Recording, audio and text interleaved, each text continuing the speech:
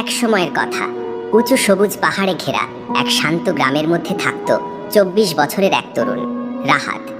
তার মনের ভেতর সব সময় অস্থিরতা কাজ করত। প্রতিদিন অসংখ্য চিন্তা ঘুরপাক খেত তার মাথায়, অতীতের অনুশোচনা আর ভবিষ্যতের চিন্তা। এই কারণে সে কখনো শান্তি বা সুখ অনুভব করতে পারত না, ঠিকমতো ঘুমোতে পারত না, কাজে মন বসত না, এমনকি হাসতে ভুলে গিয়েছিল সে। একদিন রাহাত শুনল, দূরের এক পাহাড়ি গ্রামে এক জ্ঞানী বৃদ্ধ মানুষ থাকেন। লোকেরা বলছিল তিনি একসময় শহরের বিখ্যাত মনোবিজ্ঞানী ছিলেন, যিনি অনেক মানুষকে মানসিক শান্তি খুঁজে পেতে সাহায্য করেছিলেন। অবসর নেওয়ার পর তিনি প্রকৃতির কাছে চলে যান পাহাড়ের কোলে ছোট্ট এক গ্রামে, যেখানে তিনি নীরব জীবন যাপন করেন আর যারা শান্তি খুঁজতে আসে তাদের পথ দেখান। এই কথা শুনে রাহাতের মনে আশার আলো জ্বলে উঠল। সে ভাবল, হয়তো এই জ্ঞানী মানুষটি আমাকে সাহায্য করতে পারবেন। তাই সে দীর্ঘ ও ক্লান্তিকর যাত্রায় বেরিয়ে পড়ল। পাহাড়, বন আর নদী পেরিয়ে অবশেষে সেই গ্রামে পৌঁছালো। সেখানে সে দেখতে পেল গাছপালা ও ফুলে ঘেরা ছোট্ট কাঠের এক বাড়ি। বারান্দায় বসে আছেন সেই বৃদ্ধ মানুষটি, চোখ বন্ধ, মুখে এক অদ্ভুত শান্তির ছায়া।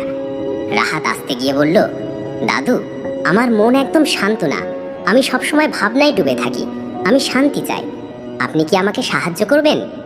বৃদ্ধ লোকটি চোখ খুলে মৃদু হাসলেন, বললেন, তুমি শান্তি খুঁজছো? তিনি ধীরে বললেন, তাহলে আমার সঙ্গে চলো, আমি তোমাকে একটি ছোট্ট কাজ দেব। তিনি রাহাতকে আঙিনায় নিয়ে গিয়ে একটি গ্লাস সম্পূর্ণ ভরে জল দিলেন, এতটাই ভরা যে একটু কাঁপলে পড়ে যাবে। তারপর বললেন, এই গ্লাসটা হাতে নিয়ে গ্রামের শেষ পর্যন্ত হাঁটো, তারপর ফিরে এসো, কিন্তু সাবধান, এক ফোঁটাও জল যেন না পড়ে। রাহাত অবাক হলেও রাজি হলো। খুব সাবধানে গ্লাসটা হাতে নিয়ে হাঁটতে শুরু করলো। রাস্তা ছিল সরু, আশেপাশে লোকজনের ভিড়, বাচ্চারা খেলছে, কুকুর ডাকছে। তবুও রাহাত চারপাশে তাকালো না, তার চোখ ছিল কেবল গ্লাসের জলের দিকে। প্রতিটি পদক্ষেপে সে মনোযোগ ধরে রাখলো, যাতে এক ফোঁটাও না পড়ে। শেষে যখন ফিরে এলো, তার মুখে গর্বের হাসি। বলল, দাদু, আমি পারলাম, এক ফোঁটাও পানি পড়েনি। বৃদ্ধ মানুষটি হাসলেন এবং বললেন, ভালো করেছো রাহাত, কিন্তু বলো তো, তুমি কি রাস্তায় বাচ্চাদের খেলতে দেখেছিলে?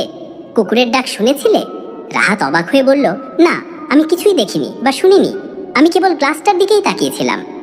বৃদ্ধ মাথা নেড়ে মৃদুস্বরে বললেন, এইটাই আসল গোপন রহস্য বাছা।